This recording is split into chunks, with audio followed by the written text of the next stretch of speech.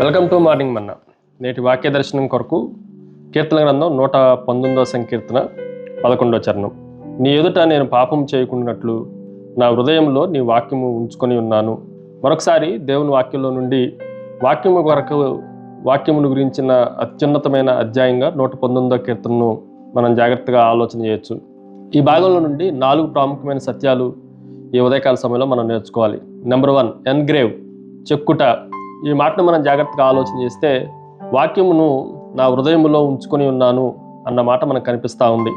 కేవలం వాక్యాన్ని చదవటం మాత్రమే కాదు, కానీ వాక్యాన్ని మన హృదయాల్లో చెక్కుకొనటం నేర్చుకోవాలి. ఉదాహరణకి ఒక రైతు తన ఇనప కడ్డీతో పూర్తిగా కాల్చి ఒక పశువు పైన గుర్తు వేసినట్లుగా దేవుని వాక్యము కూడా అది ఆత్మచేత అది కాల్చబడి మన హృదయాల్లో ముద్ర వేయబడటానికి మన జీవితాలను మనం అనుమతించాలి.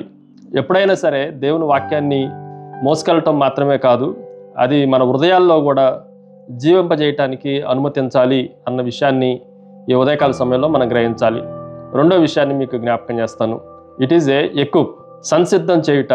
ఈ మాటను కూడా మనం జాగ్రత్తగా ఆలోచన చేస్తే నా హృదయంలో ఉంచుకొని ఉన్నాను, అది ఎల్లప్పుడూ నాతో ఉంటా ఉంది.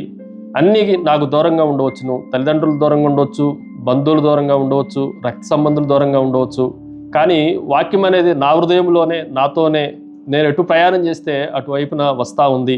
ఉదాహరణకి సైనికుడు కత్తిని ఎలాగైతే తన జీవితంలో వాడుతూ ఉంటాడో, దానిని ఎలాగైతే ఎక్కువ చేసుకుంటూ ఉంటాడో, మనము కూడా దేవుని వాక్యము అన్న ఆత్మ ఖడ్గాన్ని పట్టుకొని సంసిద్ధత కలిగిన వారంగా మనం జీవించాలి అని వచనం మనకి జ్ఞాపకం చేస్తూ ఉంది.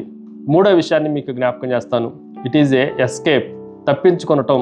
ఈ మాటను కూడా మనం జాగ్రత్తగా ఆలోచన చేస్తే చాలా సందర్భాల్లో దేవుని వాక్యములో మన హృదయం నిండిపోయినప్పుడు, దేవుని వాక్యం అనే ఖడ్గముతో మనము సంసిద్ధంగా ఉన్నప్పుడు మనము పారిపోవటానికి, తప్పించుకొనటానికి అవకాశం ఉంది అని దేవుని వాక్యం మనకి జ్ఞాపకం చేస్తూ ఉంది. హృదయంలో పాపం ఉన్నప్పుడు వాక్యానికి తావులేదు అని చాలామంది భక్తులు వారి జీవితాల్లో నుండి ఉదాహరించడం మనం ఆలోచన చేయాలి. ఉదాహరణకి ఒక దారిలో వెళ్తున్నప్పుడు పామును చూసి ఎలాగైతే భయపడి పారిపోతామో, అలాగే దేవుని వాక్యం కూడా ఈ మార్గంలో ప్రమాదం ఉంది అని గుర్తించి మనల్ని అలర్ట్ చేయగలదు, ఎస్కేప్ అవటానికి అవకాశం ఉంది అన్న విషయాన్ని మనం గ్రహించాలి. చివరిగా 4వ విషయం ఈజ్ ఎగ్జాల్ట్, ఉన్నతపరచటము. ఈ మాటను కూడా మనం జాగ్రత్తగా ఆలోచన చేస్తే ఎప్పుడైతే వాక్యానుసారమైన జీవితాన్ని మనం కలిగి ఉన్నామో, తద్వారా దేవుడు మన జీవితాల్లో మహింపరచబడుతున్నాడు, ఘనపరచబడుతున్నాడు అన్న విషయాన్ని మనం ఈ ఉదయకాల సమయంలో చాలా జాగ్రత్తగా గ్రహించాలి. చాలా సందర్భాల్లో దేవుని వాక్యము ఒకలాగా, మన జీవితము ఒకలాగా ఉంటే దేవునిని కించపరచటమే అవుతుంది అన్న సత్యాన్ని మనం గ్రహించాలి.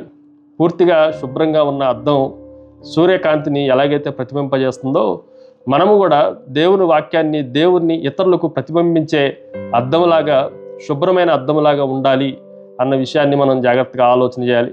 ఒక మాటలో చెప్పాలంటే మన జీవితము సజీవమైన బైబిల్గా ఇతరులకు కనిపించాలి. ప్రార్థన. సకల ఆశీర్వాదములకు కారణభూతుడవు తండ్రి, నా పాపము, నా వేదన, నా చింత వీటిలన్నిటినీ ఎడబాయటానికి నా హృదయంలో నీ వాక్యం చేత భద్రపరిచి మీరే మహిమ పొందమని యేసు నామమున అడిగి వేడుకొంచున్నాం తండ్రి. ఆమెన్. God bless you.